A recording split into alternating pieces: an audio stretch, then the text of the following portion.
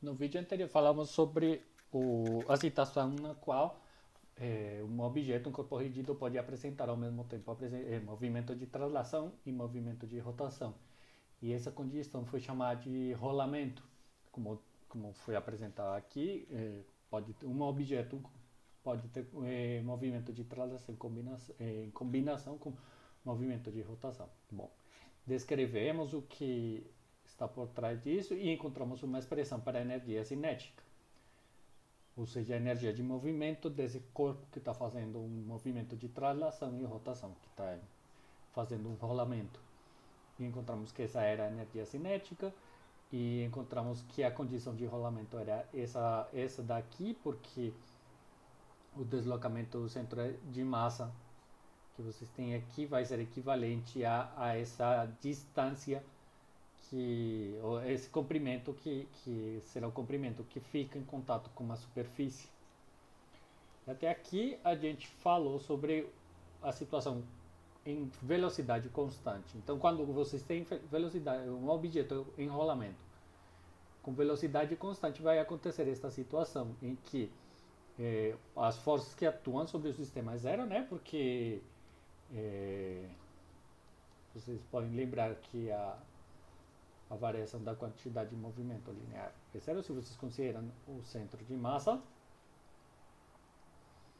Se não atua nenhuma força, a tendência do objeto é a continuar no seu estado de inércia. E, é, e a distância que percorre o centro de massa será igual a esse comprimento de arco esse comprimento que será a superfície, a esfera, aqui nesse caso do objeto, que fica em contato com a superfície. Agora, quando o objeto ele está sujeito a uma força, ele vai sofrer uma aceleração. E essas forças atuando sobre um objeto em rolamento vão causar uma aceleração desse objeto. Como podemos representar essa aceleração? Como uma aceleração do seu centro de massa.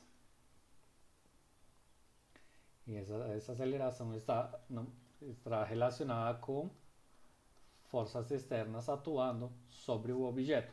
Aqui ainda vamos ter a condição de rolamento, mas inevitavelmente, como o centro de massa está sujeito a uma aceleração, tem que aparecer alguma força para poder satisfazer, ou tem que haver alguma força para poder satisfazer a segunda lei de Newton. Então, essa segunda lei de Newton simplesmente é que as forças que atuam sobre esse objeto vai ser igual à massa do objeto vezes a aceleração. E se você reparar aqui, a partir dessas expressões, a gente poderia simplesmente continuar derivando e essa aceleração do centro de massa vai ser representada dessa forma. Mas em que situação a gente vai conseguir representar a aceleração do centro de massa ou relacionar com a aceleração angular?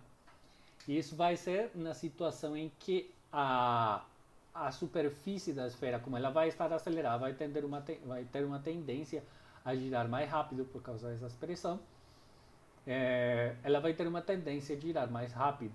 Então, deverá aparecer uma força que se oponha a esse giramento, a essa rotação mais rápida.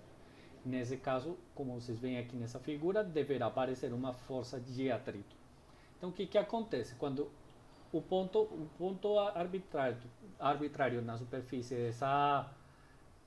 desse objeto, esse corpo rígido, chega aqui nesse ponto, ele vai ter uma tendência a se deslocar nessa direção negativa que eu estou traçando aqui. E vai continuar fazendo esse movimento.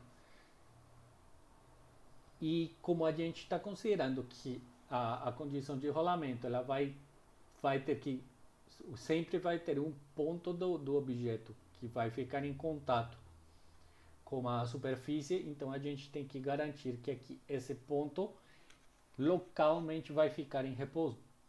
Então, para garantir que fique em repouso, as forças que atuam aqui nesse ponto P deverão ser zero. E como é que a gente consegue fazer com que essa força efetiva aqui nesse ponto P seja zero? considerando uma força de atrito que vai se opor a esse ponto da superfície do meu objeto ir nessa direção. Então, por isso essa força de atrito fica na direção positiva. E parece é uma coisa meio contraintuitiva, mas na verdade é por isso. Então vai aparecendo uma força de atrito na mesma direção de movimento. Aqui nesse caso que está representado, caso em particular. E aqui nesse caso particular o que temos é que esse ponto P vai ter uma tendência a se deslocar para a esquerda e deverá aparecer uma força de atrito para a direita. Agora, como vocês bem podem lembrar, a força de atrito ela pode ter dois regimes. Um regime estático, que vai depender do coeficiente de atrito estático e vai ser proporcional à força normal. E também vai ter um coeficiente de atrito dinâmico. Então, qual a diferença entre essas condições de atrito dinâmico e atrito estático? Aqui no atrito dinâmico, se vocês pensam, vai ter essa força de atrito, mas ela não vai conseguir fazer com que esse ponto, a somada de força nesse ponto seja efetivamente zero. Então aqui a gente vai ter uma condição de deslizamento. É o que acontece quando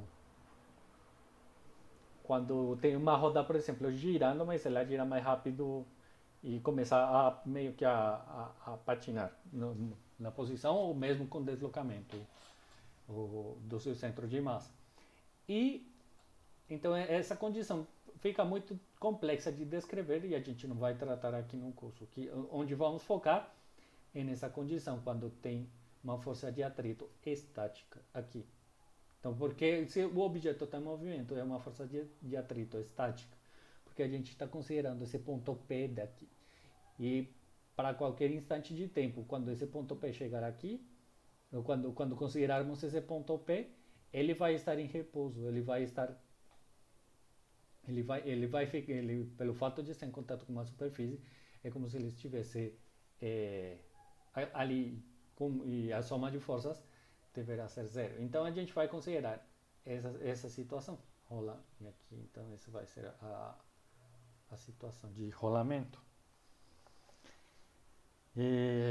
Então toda vez que vocês considerem um objeto que esteja em rolamento, mas que esteja descrevendo um movimento acelerado, vocês vão precisar considerar essas forças que atuam para poder garantir que o objeto vai continuar fazendo esse movimento de rolamento. Então,